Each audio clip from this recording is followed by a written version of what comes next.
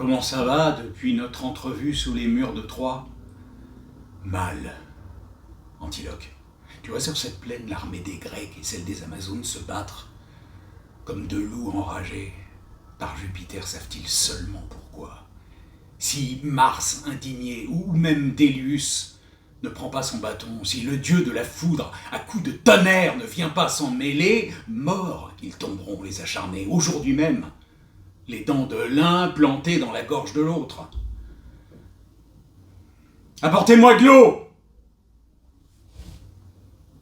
Dans un casque! Nous sommes partis sur le conseil de l'Atride avec toute la troupe des Myrmidons, Achille et moi.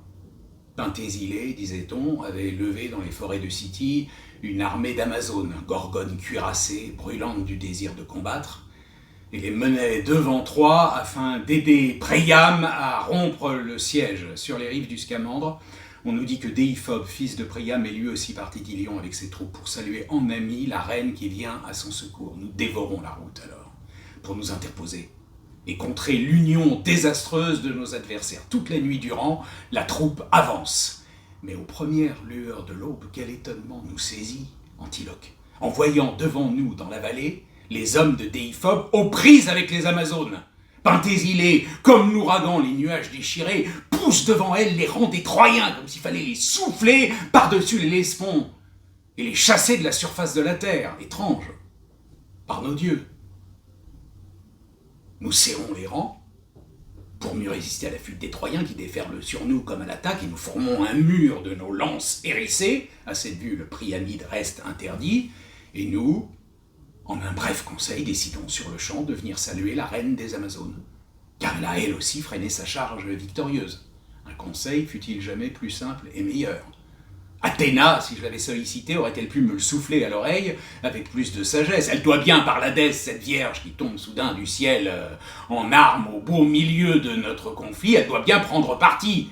Et il faut bien que nous la trouvions notre amie, puisqu'elle se montre l'ennemie des Troyens. C'est l'évidence par le Styx, quoi d'autre? Fort bien. Nous la trouvons, l'héroïne des Scythes, Achille et moi,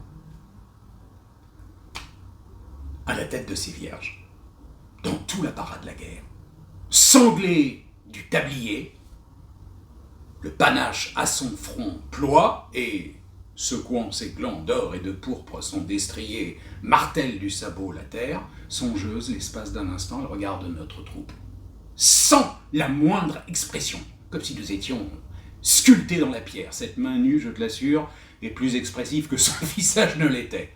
Puis son œil tombe sur le Péléide, et un rougeoiement soudain, jusqu'à la gorge, colore son visage, comme si alentour le monde s'embrasait en un feu flamboyant. Elle saute d'un mouvement fébrile et lui jette un regard sombre, à bas de son cheval, et, passant les rênes à une servante, demande ce qui nous amène dans un tel faste. Je lui dis que nous autres, Argiens, étions heureux de trouver une ennemie du peuple des Dardanes, que la haine contre les Priamides depuis longtemps brûlait dans le cœur des Grecs, combien utile pour elle comme pour nous serait une alliance, d'autres choses que l'instant m'inspire, mais au fil du discours, je suis surpris de voir qu'elle ne m'écoute pas. Elle se tourne, l'air étonné, soudain, comme une jeune fille de 16 ans qui reviendrait des Jeux d'Olympe, vers une amie à ses côtés, et s'écrie « Un tel homme, ô Protoé, Autrère, ma mère, jamais n'en a rencontré !»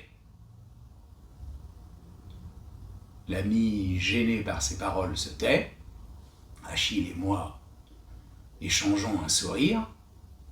Elle-même pose à nouveau son regard enivré sur la silhouette étincelante de l'Égien, jusqu'à ce que l'autre timidement s'approche et lui rappelle qu'elle me doit encore une réponse. Voilà que ses joues rouges, soit de colère, soit de honte, empourprent sa cuirasse jusqu'à la ceinture, et troublée, et fière, et farouche à la fois, « Je suis Penthésile !»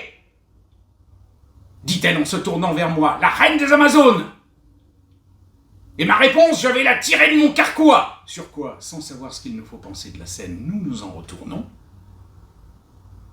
furieux et honteux, et nous voyons les Troyens qui de loin ont deviné l'humiliation, sourire avec dédain et se rassembler en triomphe. Ils décident sans doute, dans l'illusion qu'ils ont les faveurs de la reine et que seule une erreur qu'on doit pouvoir dissiper a provoqué la fureur de l'Amazone, d'offrir à nouveau, par la voix d'un héros, le cœur et la main qu'elle avait refusés.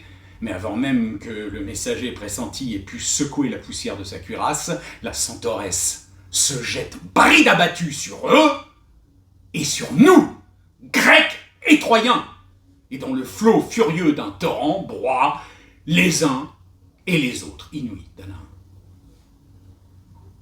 Alors s'engage un combat comme il n'y en eut jamais sur le dos de la terre depuis que règnent les furies. Que je sache, seule existe dans la nature la force et ce qui lui résiste, rien d'autre. Ce qui éteint le feu ne peut dissiper l'eau en vapeur, et réciproquement. Mais ici se montre un farouche ennemi des deux, devant lequel le feu ne sait pas s'il doit ruisseler avec l'eau ni l'eau, s'élever parmi les flammes vers le ciel. Le Troyen, assailli par l'Amazone, se jette derrière le bouclier d'un Grec. Le Grec le délivre de la Vierge qui l'attaque, et Grecs et Troyens doivent, pour ainsi dire, malgré l'enlèvement d'Hélène, s'unir pour affronter l'ennemi commun. Merci. Ma gorge brûle de soif.